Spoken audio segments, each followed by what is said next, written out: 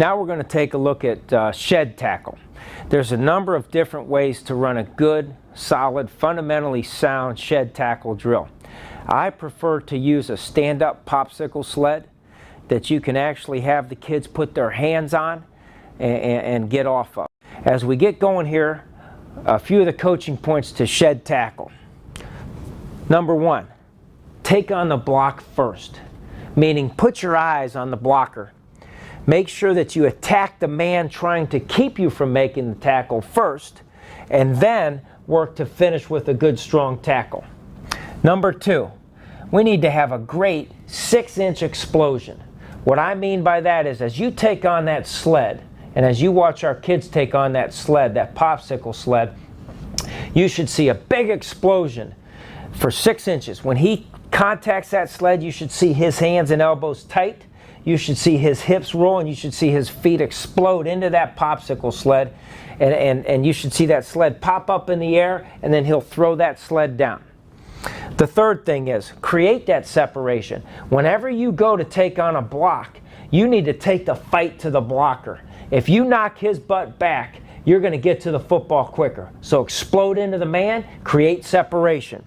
The fourth thing is, escape the block. There's a number of different ways to escape the block. The biggest one we talk about is dip and rip. So if I took on a block here and created an explosion and gave myself a little bit of separation, now to get to the ball carrier that's crossing behind the blocker, I can dip my shoulder, rip that arm, and run through and go make a good side tackle, which is number 5, finish through the tackle. As we expound on this drill, let's take a look at it on the board. This represents the sled, and I apologize for my drawing because I know that's not very good. Here's the defensive back, here's the ball carrier. At my command, I'll get him in a good football position. I'll blow the whistle, and he will go and strike a blow on that sled. Once again, 6-inch explosion. I want to see that sled pop up.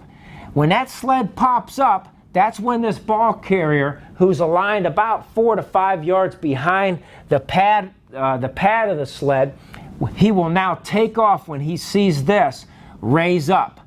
So good explosion, and then this ball carrier is going to take off at a 45-degree angle, and now our defensive player is going to escape. He's going to dip and rip, and now he's going to run across, get his head across, shoot the hands, eyes to the sky, and run through the tackle. Once he makes that tackle, it just becomes a side tackle. We want to talk about getting that outside foot down and running that ball carrier back with square shoulder pads. Once again, a great drill that we do on a daily basis. It's a drill that we can do with full pads on. It's a drill we can do with no pads on. The only difference being, when we go no pads, we really talk about the hands, and we talk about finishing with a side up rather than a side tackle. Okay, let's take a look at the shed. Again, we want to keep our face and our shoulders out in front of our knees and our feet. Take it on and go shoot tackle. That one wasn't too good because he left his feet behind him. Boom, on the tackle. Same thing here. Got to get his pads out in front, and he's got to go through that tackle like it's a full speed drill. Here it is from behind. Punch, shoot the hands and run the feet. Want to get our near foot down, our right foot down on contact, and then our outside foot down when we finish the tackle.